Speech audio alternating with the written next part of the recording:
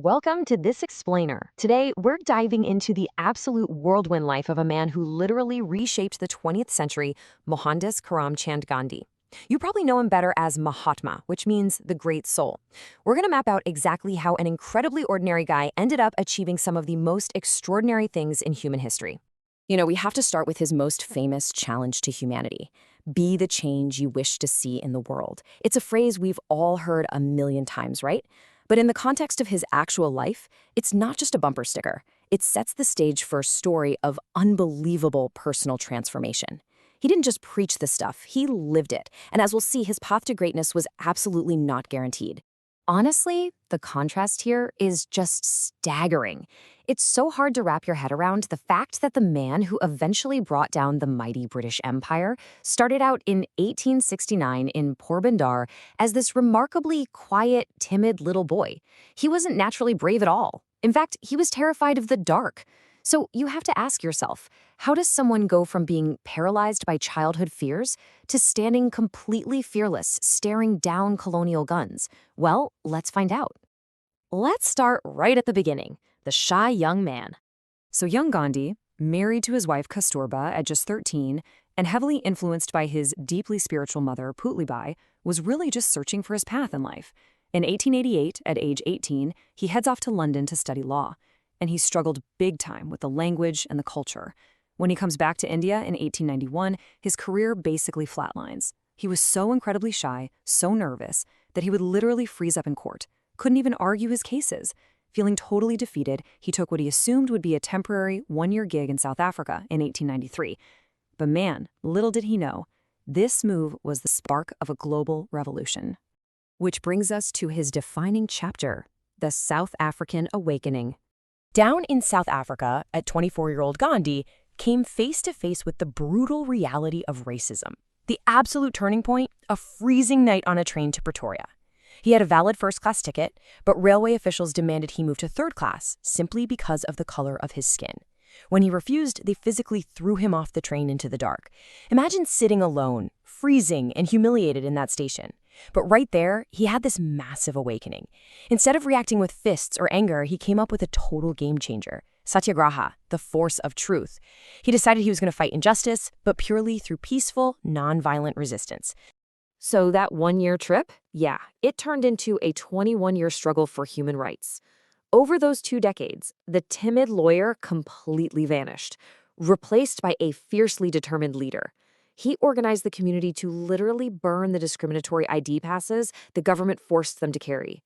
He built the Tolstoy farm to practice a simple, truthful life. And he capped it all off by leading a massive, peaceful march of thousands against unfair laws in 1913. By the time he finally left South Africa, the Mahatma was stepping onto the world stage. All right, moving on to the main event, marching for independence. He gets back to India in 1915. At age 45, and he doesn't just jump straight into politics. First, he travels. He sees the crushing poverty of his people under British rule. After scoring a major victory for starving indigo farmers in Champaran in 1917, he really steps up to the plate. By 1920, he launches the non-cooperation movement, asking Indians for 3 huge commitments: boycott British goods, resign from British jobs, and reject British schools. At the same time, he starts pushing everyone to spin their own khadi cloth. Making your own clothes wasn't just a hobby. It was this profound symbol of national self-reliance.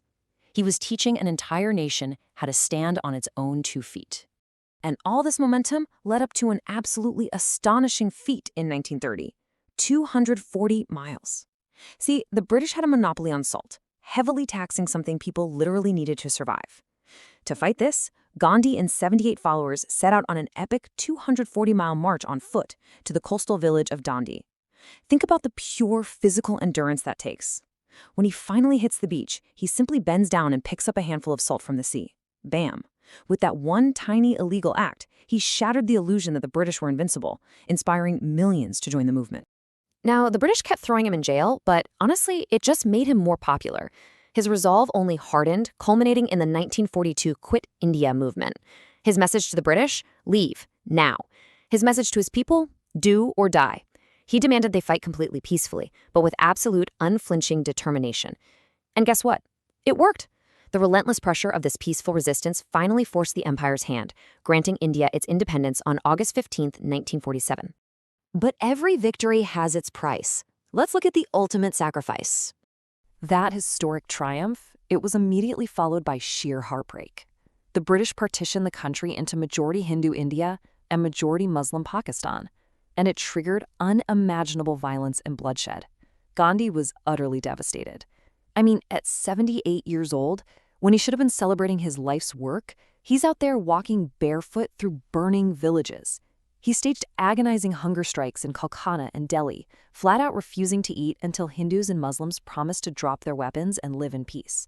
He was literally willing to sacrifice his own body to heal the soul of his nation. Tragically, pushing so hard for peace made him some fierce enemies. On January 30th, 1948, heading to an evening prayer meeting in Delhi, he was assassinated by Natharam Godse. As the great soul fell, his very last words were simply, "Hey Ram," meaning, "Oh God." The entire world went into shock and mourning, stunned that a man of such profound peace could meet such a violent end. Now, let's look at what he left behind. 5 lessons for life. His physical life might have ended, but his spirit, it's everywhere. I mean, his warmly smiling face from a 1946 photo is on all Indian currency today. But his real legacy is a timeless blueprint for how to be great. Lesson 1, ahimsa, or nonviolence, is the greatest power on earth. He proved that patience and love can literally topple an empire without firing a single shot.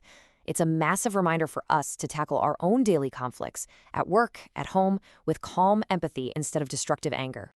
Lesson 2, stay true to your principles. He treated his whole life as an experiment with truth. He teaches us to stay fiercely honest, even when everyone around you thinks your dreams are crazy. Even if you're standing alone in the dark on some train platform, your core values are your true north. Moving on to lesson 3, small actions change the world. Whether it's spinning thread on a wooden wheel or picking up a pinch of sea salt, people literally laughed at him. But he showed us no effort is too small. Massive, life-altering changes happen when you just take one tiny, consistent step every single day. Lesson 4, simplicity is the key to happiness. Gandhi rejected immense wealth and fancy possessions. In a world that's always screaming at us to buy more and more, his life is this brilliant reminder that true fulfillment comes from simplicity, kindness, and serving others.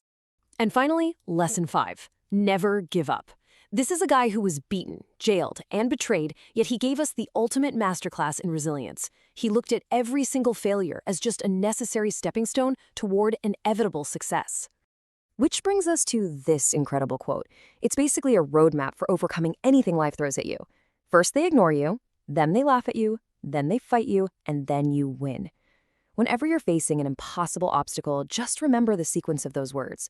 It's the exact path he walked, and it's the path for you to hit your own greatest goals.